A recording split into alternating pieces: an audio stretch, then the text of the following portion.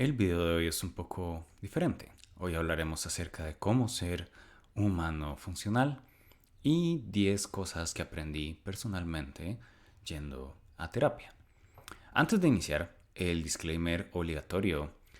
Este no es un sustituto de ayuda profesional, así que si tienen alguna afectación en su salud mental, la recomendación es que busquen ayuda desde profesionales y personas que puedan atender el caso. Esta es únicamente mi experiencia, mi perspectiva y lo comparto simplemente como manera de anécdota. Para empezar, este es un canal donde vemos muchos temas vinculados a management y a trabajo y a organizaciones y demás. Entonces quisiera darles una razón de por qué un manager puede interesarse en esta parte, porque una persona que trabaja, un colaborador en nuestros equipos, puede interesarse en esto. Y la última es porque para, para una persona en general puede ser algo que es valioso, también para ayudar a quitar algunos estereotipos y normalizar algunas situaciones. El primero como managers es que tenemos que entender que antes de gestionar compañías, proyectos, procesos, gestionamos personas, que son humanos. Nosotros como managers no tenemos que resolver las cuestiones que tengan las personas en sus vidas, en sus traumas, su pasado, sus cuestiones personales y demás. No es nuestro trabajo. Sin embargo, hay un punto importante de empatía que nosotros podemos tener y de ciertas cosas que podemos considerar cuando estamos gestionando a una persona que nos van a ayudar a sacar lo mejor de estos humanos, ayudarles a superar algunas crisis de estrés o cuestiones por el estilo, o algunas crisis que conllevan estrés y en general a poder tener mejores resultados. Entonces, ¿a qué me refiero con esto? Si una persona tiene un comportamiento que le hace tener un temor mayor a poder expresarse, por ejemplo, en una sesión de trabajo, nosotros podemos trabajar específicamente para que esta persona se sienta más en confianza y ofrecerle medios para que desde su realidad pueda participar más y aportar en el equipo, sin obligarle a calzar en un modelo que nosotros queramos imponer. Por ejemplo, que todas las personas opinen siempre en igual medida. Porque pueden haber razones que son más fáciles de resolver, puede que haya otras que no tanto. O como lo decía, que no esté dentro de nuestra competencia como managers. Entonces es un argumento para poder tener juicio. La otra razón por la que a los managers puede importarles esta parte es porque conforme uno progresa en su escala profesional, en algunos ámbitos se puede volver un poco más solitario, ¿verdad? Porque cuando yo estoy empezando en mi carrera puede suceder que es normal que hayan personas que estén velando porque yo tenga las condiciones, por explicarme, porque me integre en el equipo, porque me sienta bien. Pero cuando uno va progresando a puestos de liderazgo o a puestos de gestión, uno más bien toma el rol de ser esa persona. Y entre más ownership y entre más calma y resiliencia uno va acumulando, de una u otra forma las personas se preocupan menos por este tipo de situaciones. Y no es que no les importe, sino que lo que pasa es que la cantidad de peers, ¿verdad? Si nos encontramos en una jerarquía, por ejemplo, puede disminuir. Eh, y de nuevo, como ya uno tiene habilidades para lidiar con ciertas situaciones, mantener un poco más la calma, entonces puede que en algunos casos tenga más herramientas. Pero eso no implica que uno no vaya a necesitar ayuda profesional de algún tipo.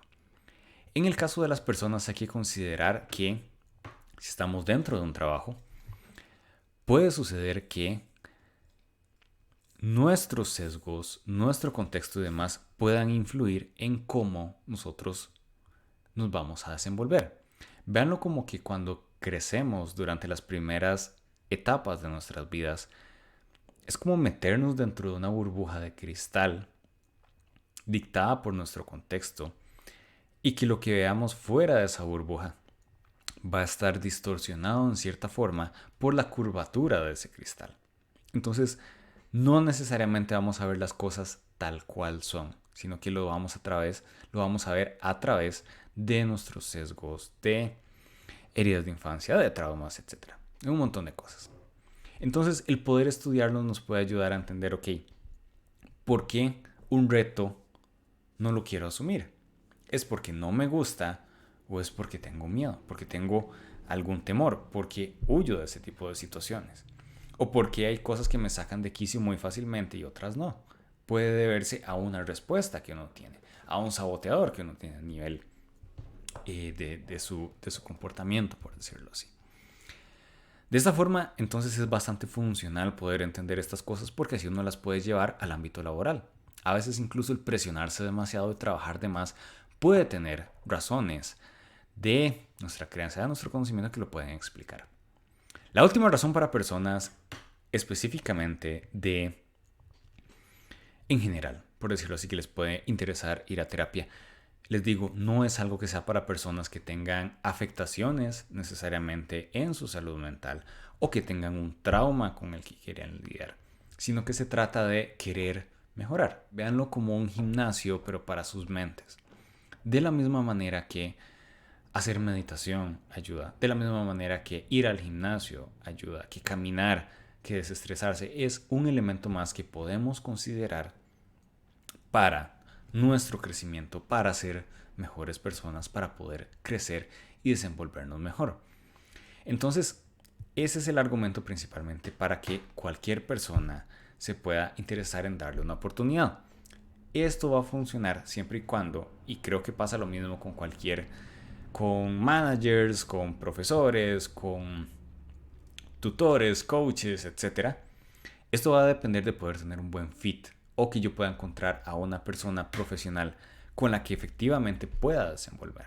Entonces es una cosa que va a ser hasta un punto un conjunto de pruebas, pero estos beneficios uno los puede obtener siempre y cuando encuentre ayuda profesional que sea oportuna. Entonces vamos a empezar con las enseñanzas. Tengo 10 que voy a tratar de recorrer brevemente. La primera es, como lo mencionaba, no se trata de estar bien o estar mal o de que tenga una crisis o no la tenga, sino de decir, quiero mejorar. Quiero ir a un lugar donde pueda enfrentarme a mí mismo, a mis propios sesgos, a mis propios miedos y poder plantearles una alternativa, poder encontrar una versión de mí que sobrepase esos miedos y esos sesgos. La segunda lección es precisamente que todos tenemos miedos y sesgos. Hay personas que tal vez lo puedan encontrar a través de meditación, a través de introspección, autocrítica, etc. Pero no está de más tener ayuda. Y como les decía, los miedos no necesariamente es como yo tengo miedo a las alturas. Pueden ser cosas como que yo tengo miedo a un tipo particular de retos o a un contexto. Y ese miedo se puede manifestar de muchas formas. Puedo tener miedo al abandono, por ejemplo. Entonces son cosas que pueden hacer, por ejemplo, que yo me esfuerce mucho por gustarle a los demás, por hacer cosas que donde no estoy priorizando, por ejemplo, mis necesidades por atender a otros o que esté trabajando en exceso o cosas por el estilo. Entonces son cosas con las que uno puede aprender a lidiar y entender de nuevo que un miedo no necesariamente se manifiesta como una emoción de miedo. Puede ser ira, puede ser la necesidad de huir, puede ser ansiedad, puede ser preocupación, estrés, etc. La siguiente enseñanza es que hay que aprender a desacoplarse y decir que uno no es sus miedos, uno no es sus sesgos, uno no es sus equivocaciones. Son cosas que a uno le han sucedido, cosas que a uno le afectan. Pero si uno logra verlo desde una perspectiva, como si uno fuera una tercera persona, y verlo como un consejo que uno podría darse, eso ayuda muchísimo, porque uno puede entender, no es que soy una mala persona, no es que siempre fallo en estos contextos, no soy el centro, ¿verdad?, de esta parte, sino que puedo verlo como algo, ok, si un amigo, una amiga, un familiar, un ser querido estuviera en esta situación, ¿qué consejo le daría? Y eso ayuda mucho, porque ya entonces no lo ve uno como un defecto, sino simplemente como un patrón que se puede romper. Lo cual está vinculado a la siguiente lección, que tiene que ver con que quebrar patrones es muy, muy difícil. Y esto con patrones me refiero a cómo reacciono yo típicamente en ciertas situaciones. Entonces ya lo verán, por ejemplo, hay gente que tiene necesidad de responder siempre. Hay gente que cuando recibe una crítica se va a sentir muy mal. Y eso es un patrón. Hay gente que cuando ve un cierto comportamiento, aunque sea algo simple, por ejemplo, la manera en que una persona saluda, tal vez la puede juzgar por eso, por una característica que no determina lo que son como personas, pero ya sucede de manera involuntaria. Y uno necesita reentrenar su cerebro, porque ya ese hábito que uno tenía sucede de nuevo de manera automática, y cambiar eso es muy difícil, porque ya el cerebro está optimizado para que eso suceda. Cuando uno se va incluso a cosas que están más arraigadas, que pueden responder a comportamientos que uno aprendió desde su infancia, es muy difícil. Es muy difícil, para toda la gente es difícil, y muchas veces las personas se van a rendir o no les va a gustar lo que van a encontrar. Trabajando con un profesional en psicología o en terapia, precisamente por eso, es bastante difícil. La siguiente lección o enseñanza es que todo llega a dejar un aprendizaje. Y esto es una perspectiva que se puede dar, especialmente ayuda cuando uno enfrenta dificultades. Y esto en el fondo es decir, ok, hay cosas que uno quiere que sucedan de una manera que posiblemente no lo van a hacer. Y uno lo va a sentir como algo muy injusto. Pero si uno piensa en que las cosas suceden para poder darle un aprendizaje sobre uno mismo, sobre decisiones que uno está tomando, esto le puede ayudar mucho, especialmente cuando se trata, por ejemplo, de oportunidades o de vínculos que uno establece con otras personas. Entonces hubo un proyecto que salió mal y yo me estoy culpando porque siento que me pude esforzar más. Pero entonces ya uno puede tener una perspectiva adicional y preguntarse, ok, ¿do you really? ¿Realmente no te esforzaste al máximo? ¿Realmente había tanto más que podías hacer? ¿O simplemente es un hábito de presionarte más de la cuenta y asumir absolutamente toda la responsabilidad que hay por tomar?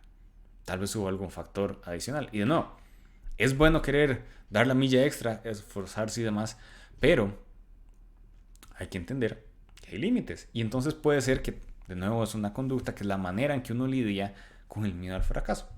Voy a trabajar mucho y así lo remedio. Es solamente un ejemplo porque hay un montón de factores en torno a eso, pero es uno, de nuevo, relativamente típico. La otra parte tiene que ver con el impacto que tiene el diálogo interno que uno tiene y el enfoque que uno puede tener en el futuro. El otro día estaba viendo un video de Simon Sinek, que es el autor de Start With Why, y él mencionaba que los humanos no estamos hechos para no pensar en cosas, sino para sí pensar en cosas. Y él usaba el ejemplo que decía, bueno, les voy a decir, no piensen en un perro, ¿verdad? Entonces como, bueno, ¿en qué acaban de pensar todos? Entonces aquí hay una parte importante, ¿verdad? De cómo uno maneja, especialmente cuando hay situaciones dolorosas o crisis o dificultades en general.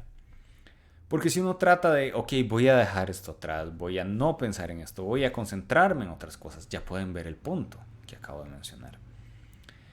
Entonces, en estas situaciones, más allá que, por ejemplo, uno tratar de hacer un lado pensamientos negativos o decir que no soy capaz de tal cosa, o que siempre me pasan cosas malas, o que no me va bien en esto, etc., uno necesita empezar a llenarse de qué es lo que quiero hacer, para dónde quiero ir, cuál es la siguiente oportunidad que voy a tomar, qué es lo que estoy construyendo. Y si lo unimos a la parte de que ya entendemos que todo es un aprendizaje, entonces es qué saco de esta situación para que me pueda acercar más a este norte. Obviamente no siempre va a ser fácil. Hay puntos donde uno va a necesitar duelo, uno va a necesitar espacios, uno va a necesitar desahogarse, va a necesitar llorar. Y eso está bien. Pero entonces, entender que la conclusión de esas etapas, en parte uno la va a alcanzar no quitando el dolor, no deshaciéndose de los malos recuerdos, sino incorporando cosas que ayudan a construir un mejor futuro. El siguiente tiene que ver con las otras personas. Y es que cuando uno entiende todos los factores a los que uno está sujeto como humano, uno puede usar eso para mejorar su empatía también hacia otras personas. Porque uno puede entender que a como las personas tenemos heridas, tenemos traumas, tenemos situaciones que nos causaron sufrimiento y nos hicieron cambiar nuestros comportamientos. Igual pasa con las personas que tenemos a nuestro alrededor. Y a partir de eso podemos aprender a ser más tolerantes, a no juzgar tan rápido. Porque a veces dos acciones que se ven muy parecidas pueden ser muy diferentes y tener un trasfondo totalmente distinto. Y sería muy injusto juzgar a las personas por algo que vimos una vez, que escuchamos una hora, que vimos por menos, no sé, una semana o algo por el estilo. Entonces, poder tener esta empatía y darle oportunidad a las personas de probarnos lo que realmente son y entender las limitaciones que todos tenemos por nuestra naturaleza humana nos puede ayudar muchísimo a entender a otras personas y relacionarnos mejor. El siguiente punto es no hacerlo acerca de uno. Y con esto me refiero a uno no es el centro del universo, uno no atrae mal karma o conflictos o desgracias o sufrimiento, etc. Uno no está exento de que estas cosas sucedan, pero nunca va a ser una cualidad de uno. Entonces, ¿a qué me refiero con esto? El hecho de que me sucedan cosas malas, por ejemplo, no implica que mi vida tenga que estar llena de sufrimiento, o que tengo mala suerte, o que siempre esto me va a seguir sucediendo, o que en este contexto siempre voy a seguir fallando, sino es, está bien, sucedió esta circunstancia. Y ahí no es algo que necesariamente tiene que formar parte de mí, sino que es algo de lo que yo puedo aprender, de lo que yo puedo entender, de lo que puedo darme el espacio para experimentar, pero de ahí luego continuar, seguir adelante y entender que no es acerca de mí, que no es algo que es personal hacia mí, que no es el universo conspirando en mi contra ni nada por el estilo, sino es cosas que suceden, que a cómo llegan se pueden ir. Y es bastante vinculado con el número 9, que es cerrar ciclos, es lo que permite sanar y crecer. Hay que hacerlo de manera muy intencional, porque a veces hay personas cuyos duelos se extienden muchísimo, cuyo sufrimiento a veces lo acarrean. Uno escucha personas recabando situaciones de décadas atrás. Y ahí es donde uno se puede cuestionar un poco sobre realmente eso es tan relevante al día de hoy. ¿Por qué es que yo o alguna otra persona no podemos dejarlo atrás? Y es precisamente por esto, porque en el fondo lo que nos permite sanar usualmente es un cierre. Y un cierre significa poder decir lo que yo quería decir, expresar lo que yo quería expresar, experimentar mis emociones en la medida en que necesite experimentarlas, estar triste si necesito estarlo, hablar, desahogarme si necesito hacerlo. Pero al final en algún punto poder decir, esto es algo que ya sucedió a partir de este momento. Quiero que sea parte de mi pasado, es algo que voy a agradecer si tengo que agradecer. Por ejemplo, si se trata de un vínculo con una persona, me quedo con los aprendizajes y lo demás voy a dejarlo ir. Como si lo escribiera en un papel y lo echara al fuego para que se queme. Al final es eso, y es algo que se puede hacer de manera intencional, no es algo que haya que forzar. Uno no tiene que ponerse necesariamente una fecha límite para cerrar un ciclo, sino que es algo que en muchos casos entra de manera natural.